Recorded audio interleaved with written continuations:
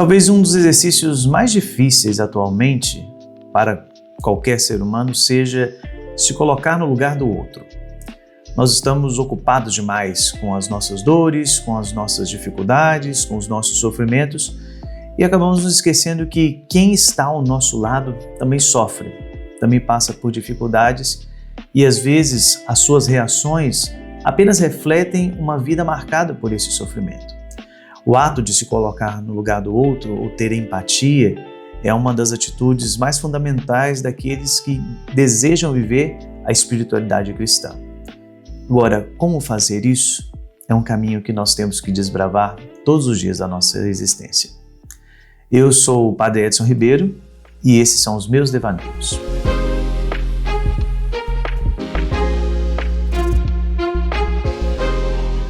Meus queridos, com certeza se você gosta do mundo otaku, dos animes, você já ouviu falar num anime extremamente famoso chamado Demon Slayer ou Kimetsu no Yaiba. E o nome gera uma certa estranheza, muitas pessoas têm um certo receio, mas é um anime que fala de demônios, etc. E de fato é isso mesmo.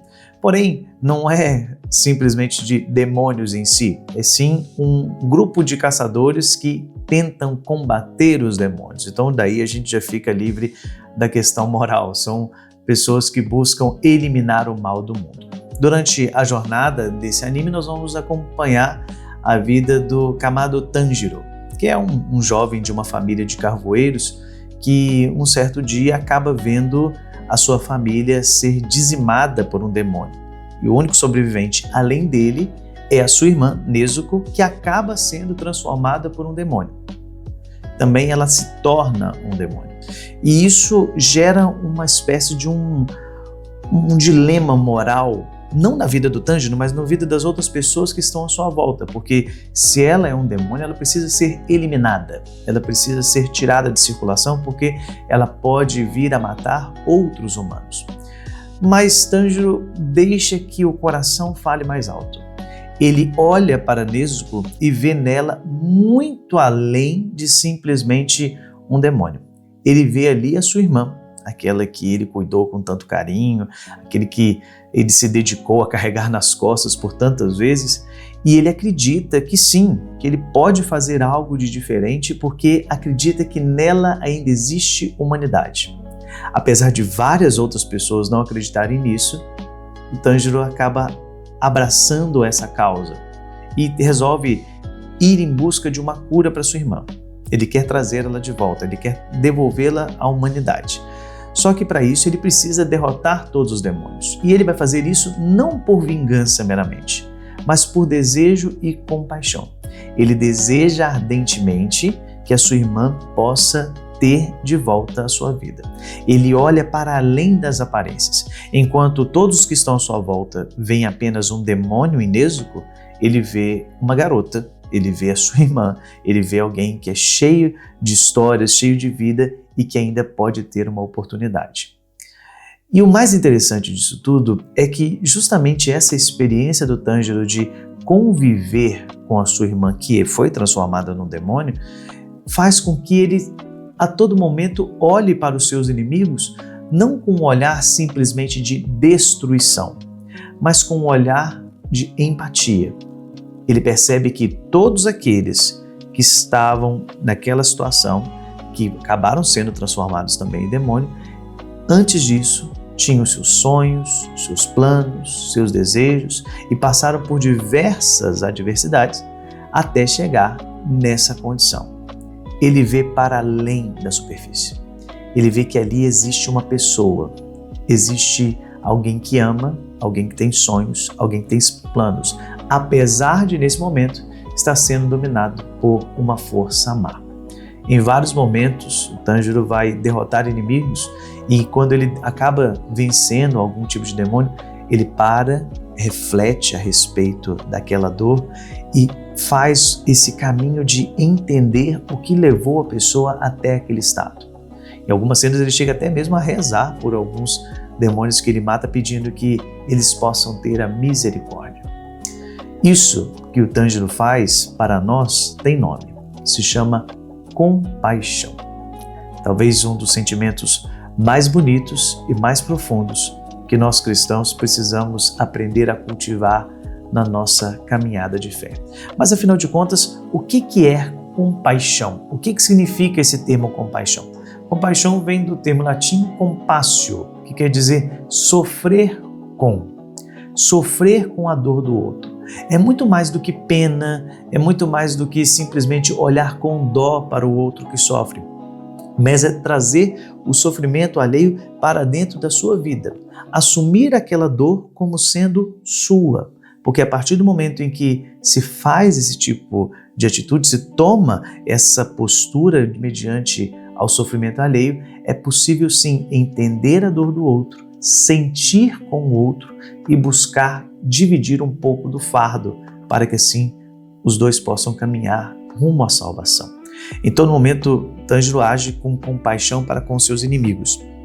Ele entende que aquela pessoa está naquela condição e apesar de ser o seu inimigo e ele precisar derrotá-lo, ele não faz isso com prazer, ele não faz isso como algo que vai lhe motivar cada vez mais. Não, ele faz isso com um desejo íntimo de que possa existir uma espécie de conversão. Lógico que levando em consideração que dentro desse mundo fictício de Demon Slayer não existe algumas concepções cristãs como nós temos nos dias de hoje. Mas alguns momentos se destacam na vida do Tângelo que eu gostaria de pontuar aqui com vocês. Uma delas, eu já disse, que é essa questão do Tângelo rezar por aquele que ele acabou de derrotar, pedindo pela sua conversão, mas eu gostaria também de citar aqui um caso específico, que é uma batalha entre, não vou dar muitos spoilers, mas entre um demônio superior, como eles chamam durante o anime, em que na verdade são dois irmãos, Gyutaro, que é o irmão mais velho, e Daki, que é a irmã mais nova. E é um caso bem parecido com o do Tângelo e Nezuko, que também ele é o irmão mais velho e ela é a irmã mais nova. Só que enquanto Daki e Gyutaro resolveram abraçar essa realidade deles de serem demônios, de serem levados por esse caminho tortuoso, o Tângelo e a Nezuko escolhem caminhar por uma vida pautada na compaixão. Então tem uma cena muito bonita que quando os dois demônios são derrotados, eles ficam de frente um para o outro e o irmão mais velho fica muito nervoso com a irmã mais nova e começa a proferir palavras muito pesadas, começa a acusá-la de que ela é a culpada deles serem derrotados e de repente o Tângelo vem e simplesmente tampa a boca de Gyutaro e fala: não diga mais nada, para que você não se arrependa daquilo que você vai dizer. Vocês vão agora para frente, vão estar juntos para o resto da eternidade. Então que vocês não digam coisas que vão permanecer nessa eternidade, mas que agora vocês possam ser livres desse mal que tomou conta do coração de vocês e que vocês possam caminhar de fato para uma vida feliz, coisa que vocês não tiveram dentro dessa existência. Meus irmãos, é extremamente profundo e significativo essa atitude do Tângelo dentro da nossa espiritualidade cristã. Quando nós levamos em consideração que Jesus também olha para a nossa vida e age justamente com esse sentimento de compaixão. E algumas vezes nós vamos ver esse termo compaixão ser usado nas Sagradas Escrituras de maneira literal. Primeiro no Evangelho de São Mateus, capítulo 9, quando a palavra diz: vendo a multidão, Jesus encheu-se de compaixão porque estavam cansados e abatidos, como ovelhas sem pastor. Jesus olha para o povo, percebe as suas necessidades, as suas dores, as suas lutas e quer compartilhar com eles essas dificuldades. Ele abraça, ele sente, ele toca a vida dessas pessoas e deseja profundamente dividir com elas esse peso. Em outro momento, no Evangelho de Marcos, nós vamos ouvir a palavra dizer: tocado de compaixão, Jesus estendeu a mão, tocou nele e disse: eu quero, fica limpo. Que nós estamos falando de mais um episódio onde Jesus cura alguém necessitado. Então Jesus, ele tem essa atitude de curar, não é por pena, não é por simplesmente querer fazer algo para aparecer. Mais do que isso, Jesus sente a dor do outro, sente essas realidades que passam e abraça isso como sendo sua. E é isso que motiva com que ele possa seguir em frente. É bonito nós pensarmos nisso que a atitude de Jesus é sempre uma atitude de compaixão. Existe um teólogo alemão chamado Bernhard Häring, que ele trabalha isso de uma maneira bonita, em que ele diz de um conceito chamado curador ferido. Para o Bernhard Häring, aquele que sofre, aquele que passa pela dor, tem a capacidade de sentir a dor do outro. Então, por exemplo, se eu tenho uma enfermidade e eu encontro uma pessoa que tem uma enfermidade parecida com a minha, eu tenho mais facilidade de ter compaixão porque eu sei o que o outro sente. Eu sei o que se passa, eu sei das angústias, eu sei das lutas, eu sei das dores, eu sei de tudo aquilo que está dentro do seu coração. Por isso, eu me movo em compaixão ao encontro dessa pessoa. Nosso Senhor, quando se encarna, se faz um de nós em tudo, exceto no pecado, Ele encarna também a nossa dor. É como se Ele viesse experimentar aquilo que nós vivemos para que a sua compaixão seja verdadeira, seja próxima, seja presente e transformadora na vida das pessoas. É a mesma realidade que nós vemos no Demon Slayer com a figura do Tanjiro. Ele olha para as pessoas e vê o sofrimento porque ele sabe aquilo que a sua irmã passa. Ele sabe o que é a dor de ver tudo aquilo, ele sabe da dor de ter perdido uma família por um ataque de alguém desconhecido, ele sabe da dor que é querer que as pessoas vivam bem ou ter uma vida com dignidade, e é por isso que ele luta com todas as forças e entende a dor do outro e muitas vezes oferece uma oportunidade para que ele possa mudar. Uma pena que nem todos desejam essa conversão, nem todos abraçam essa proposta, mas o que chama a atenção para nós é esse mover do Tanjiro, que é parecido com esse mover de Jesus, para cuidar daqueles que necessitam. A nossa vida, enquanto cristãos, enquanto discípulos de Jesus, também deve ser uma vida pautada na compaixão. Não é com um olhar que condena, um olhar que aponta o dedo e diz você está errado, você isso, você aquilo, mas um olhar que entende a vida. Um olhar que vê para além das aparências e que busca profundamente ofertar uma nova oportunidade. Uma oportunidade de vida em plenitude. E isso é possível a partir do momento em que nós entendemos essa dinâmica da compaixão. Claro, para que a compaixão exista, é preciso também que dentro de nós exista uma disponibilidade de espírito. Aquele que está ocupado demais consigo só, com as suas dores, com as suas lutas, com os seus sofrimentos, não vai ter tempo para poder viver a compaixão.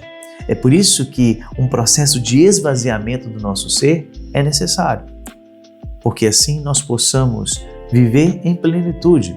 É como a oração de São Francisco diz, quando ele vai falando a respeito de cuidar dos outros e não de nós mesmos, quando ele fala onde houver ódio que eu leve o amor, onde houver ofensa que eu leve o perdão, mas também que quando ele diz que eu queira mais amar que ser amado, que eu possa compreender que ser compreendido, ou seja, que eu possa buscar ter essa compaixão para aquele que sofre, para que assim eu possa viver de fato um cristianismo que transforma e não um cristianismo que continua na mesmice, da mesma maneira como sempre foi. Uma vida pacata, sem um comprometimento real com a palavra de Deus. Aquele que professa a fé em Jesus Cristo precisa ser alguém que vive a compaixão.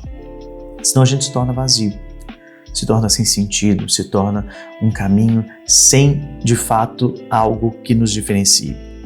O caminho da compaixão é um caminho que nos faz extremamente humanos, ao mesmo tempo que nos faz divinos. Humanos porque conseguimos nos compadecer da dor alheia e divinos porque nos aproximamos dos gestos de Jesus. É um caminho muito bonito, meus irmãos, um caminho que reflete a santidade que Deus espera de nós. Que exemplo desses nomes que nós falamos aqui e que esse anime tão popular, às vezes as pessoas ficam tão motivadas de assisti-lo porque ele tem uma animação bonita, porque ele tem uma história bonita, mas que esses detalhes possam motivar o nosso coração a uma verdadeira conversão. Que nós possamos ser como o Kamado Tanjiro e ter um coração compadecido, que se preocupa com as dores alheias e busca cada vez mais curar essas feridas, porque nós também sentimos na pele a dor que eles sentem. Bem, meus queridos, esse foi mais um episódio do Devaneios de um Padre, espero que você tenha gostado. Não se esqueça de curtir, comentar esse episódio e lembrar sempre que esse episódio chegou até você graças ao apoio dos nossos parceiros, a Colby Art, que distribuem filmes católicos para nós com histórias muito bonitas, muito incríveis, que vocês podem assistir no serviço de streaming e ter as suas vidas transformadas. Na última semana nós tivemos um episódio dedicado a um dos filmes da Kolbe Art, que é o Purgatório. Recomendo que você assista, caso não tenha assistido o episódio e o filme, é uma excelente oportunidade. Que nós possamos seguir sempre mais na fé e na santidade, buscando viver o reino de Deus. Deus abençoe e até a próxima.